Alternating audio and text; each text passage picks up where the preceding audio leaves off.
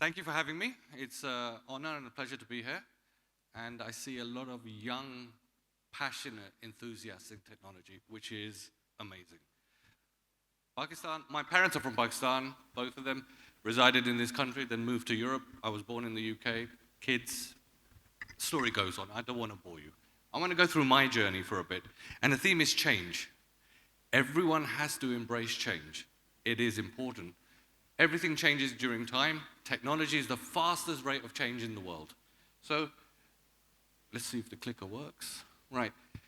I've brought up two. Etihad Engineering is part of Etihad Airways. It is the fourth best, or should I say the fourth most reliable maintenance company, third-party company in the world, rated out of 200 airlines globally. What we do provide, we have 2,500 plus employees. We sell $400 million worth of revenue. We service third-party aircrafts from all over the world, whether it be South America, whether it be Australia, whether it be Pakistan as well. AirBlue is one of our customers. We've been running since 1990, I think. I joined Etihad Engineering in 2019, just before the pandemic. Prior to that, I was at Etihad Airways. Now, the journey that we've gone on, and this is, yeah.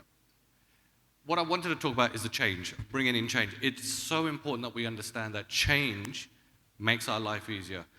If you can imagine a maintenance company doing maintenance on a car or an aircraft using paper to do their processes, manual faults come up, mistakes happen, labor intensive. What I wanted to do is bring in change. During the pandemic, globally, the airlines were shut down. Everyone's aware of this. However, the maintenance part of the airline was fully operational. Every hangar was full. But what I saw was manual processes, and I wanted to automate them. I wanted to bring in technology, change everything, so an engineer comes in, grabs his tools, goes to the aircraft, and does his work without any paperwork. What we will talk about is my journey here. Started in 2022. When I looked at it, the Oracle hardware, our ERP was Oracle. We moved everything to the cloud. Now that was a very big task for us. We're talking about $14 million worth of equipment being moved, historical data, from on-prem to the cloud. We moved that across. The whole journey will finish in 2026. Once I've done the Oracle, I'm going to bring in a digital MRO, which is a maintenance repair overall, so it's all paperless. So the engineer has an iPad, the engineer has his mobile phone, he can do his work, get signatories, and move on. Towards the end of the journey is where the exciting stuff comes in. Drones to do our maintenance on remote stands, nanobytes to do our x-rays on our aircrafts, to go in, to see the minute cracks and everything. And then IoT. We're also bringing in VR. VR for our engineers to learn instead of a mock-up. Instead of going into a classroom, they can just put a VR headset on and look and feel. So that's coming along. The journey finishes in 2026, and then I'll move on to a separate project. But it will be leading edge. Other airlines and other MROs are actually watching us. PIA is watching us, AirBlue, Emirates, our sister company down the road, is watching us. So the journey started when I wanted change. To change, I had to talk to the business, talk to the people, get their mindsets to change. And it's winning. People are adapting. And when I look around here and I see the young population, the passion that you guys have got, it's mind-boggling. I was recently at GITEX last year when I met the PCEP stand. And I met everyone there, and I thought, wow, Pakistan is booming. You guys don't understand that your neighbors to the right are like #1 in the technology fields, but you guys are not far behind. You guys need to collaborate, have the passion, have work, and boom as well. I'm getting a bit nervous talking about it because I can see. I've witnessed it myself. I'm a seasoned guy.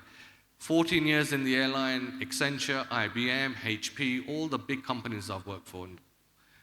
But what I see here is raw talent, and I want to extract that and move this forward. And look, these are just the major achievements I've achieved over the last, 12 months, 14 months, 16 months, but it's fine.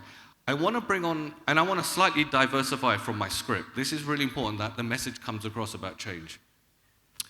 I had a young man working for me, Pakistani guy, from Gujranwala. His name is Salman Abid, and he's sitting in the front row over there. So I want him to come up and just stand here, because there is a story I want to tell. Salman, please.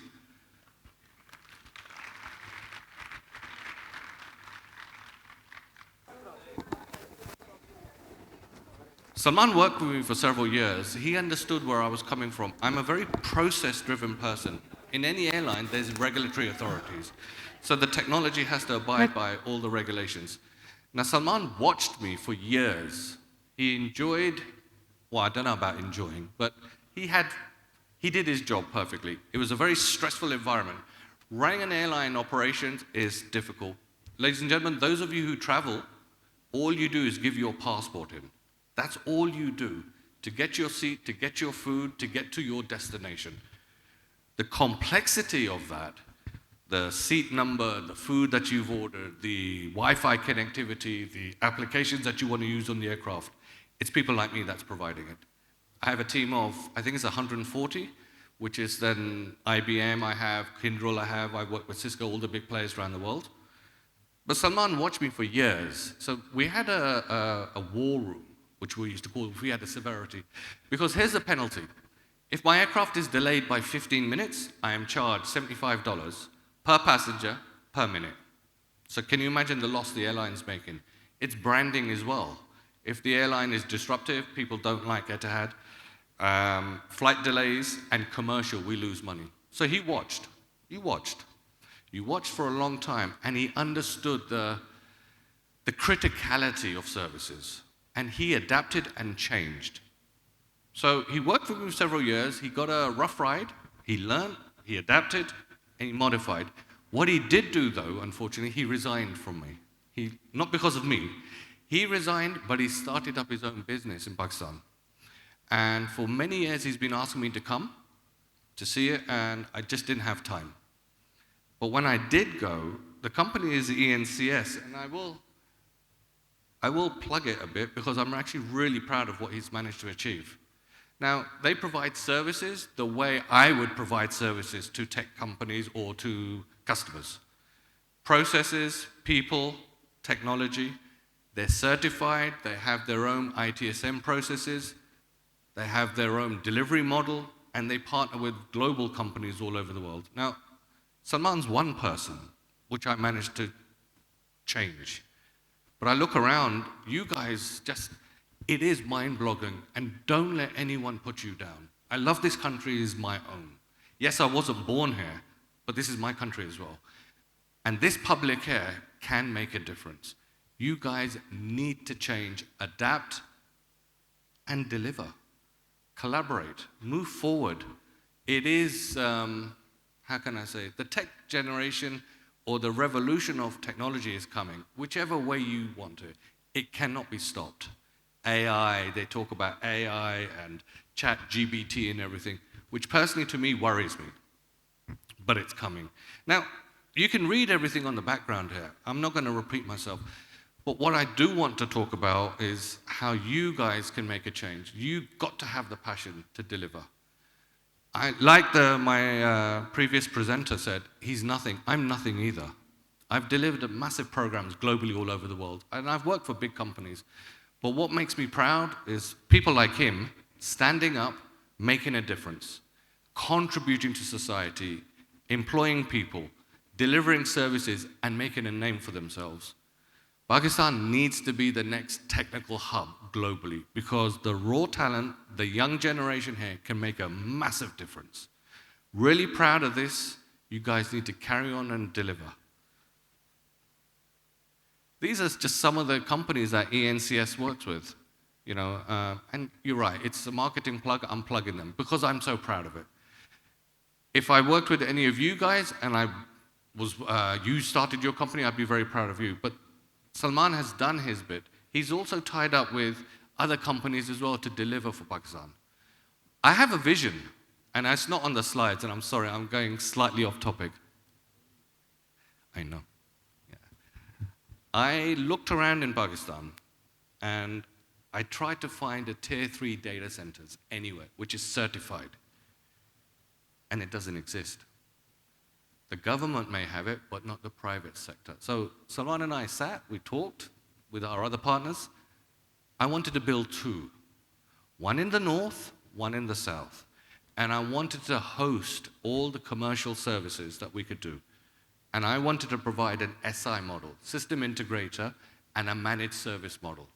So I don't know if anyone in this audience is from banking. Is anyone from banking? Okay, so the lady over there is from banking. Banking is a commercial. It's not, IT is not their business. Is anyone from hospitality, hotels? No? Hotels is customer service. IT is not their business. What I wanted to do is provide a service to say, right guys, I can do it for cheaper at a mass scale with resiliency, with trained staff, with all the processes, and give you an uptime. Like the models being used all over the world. That's the vision I had moving forward. But it's about change. Those change mindsets have to change. People have to adapt and move forward. Now, Salman and his team, some of them are already here, are working on a global model. They have contracts all over the world. They are working with me on Etihad as well. I want to bring in a technology called Spectrum 5G. It is a core network area that covers all my hangars. I have 7 hangars, and I have a wide space on a runway where I don't get connectivity. They're working with me to bring this technology in, and inshallah, by the end of 2025, we should get it up and running. So, look, the gist of it all is, it's about change. You guys really need to adapt. You guys really need to move forward with the times. Stop sitting there and working in silos. That's my 2 cents advice to you guys. You can't work in silos. You've got to collaborate. The cloud is the next thing. Everything should be in the cloud, so you don't have the hassle of data centers. You don't have the hassle of power issues or anything like that. I changed, and I'm an old man compared to all of the young generation in this room. Yeah, I can change. My children have changed. This man has changed. Can you do this? Can you click the next slide and do it for me? Yeah. So these are just some of the companies that ENCS deal with. But the biggest, for me personally, it's Etihad. Etihad Engineering and ENCS. We will partner. We will move forward. But it is about change. Now, you guys are still probably used, I don't know if you are or not, but I want everything paperless, and I'm going to that model. I don't want to write anything down on a piece of paper. Everything should be automated. I work in an environment where a guest comes in, gives a passport, checks in, goes to the lounge. We have records of everything. We just brought in biometrics. So now when you go to Abu Dhabi airport, you can drop your baggage, your facial recognition will be done, and you'll go straight through. You don't have to go to immigration. But it's change. It's far advanced in change. And I keep repeating the word change because it's got to be institutionalized. People are scared of change, and they shouldn't be. People are used to the way they work. Yeah, they should change and adapt, or have an idea to open up and understand what is coming down the line. If not today, tomorrow, there could be an AI version of me standing here and talking to all you guys. Whether it be hospitality, whether it be aviation, whether it be defense, whether it be banking, it's all automated. And it's all got to go automated. So the best part is to embrace your change. Now, me personally, ENCS, in collaboration with KWS, it's a startup, KWS Middle East, where they start up companies, where Salman now is opening up a branch in the Middle East, ENCS Middle East, because the market is very good. But I want the talent from here to move over there. Not physically, maybe, remotely, but the talent is here. I personally wanted the role from here to spread to the world, like they do next door, like they do in Europe. The talent is here. Now, look around, and you know, it's amazing to see.